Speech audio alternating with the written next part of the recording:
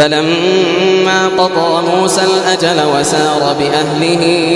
آنس من جانب الطور نارا قال لأهلهم كثوا إني آنست نارا لعلي آتيكم منها بخبر أو جذوة من النار لعلكم تصطلون فلما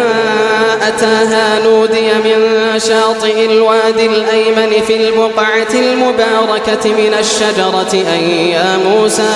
أي يا موسى إني أنا الله رب العالمين وأن ألق عصاك فلما رآها تهتز كأنها جان ولا مدبرا ولم يعقب يا موسى أقبل ولا تخف إنك من الآمنين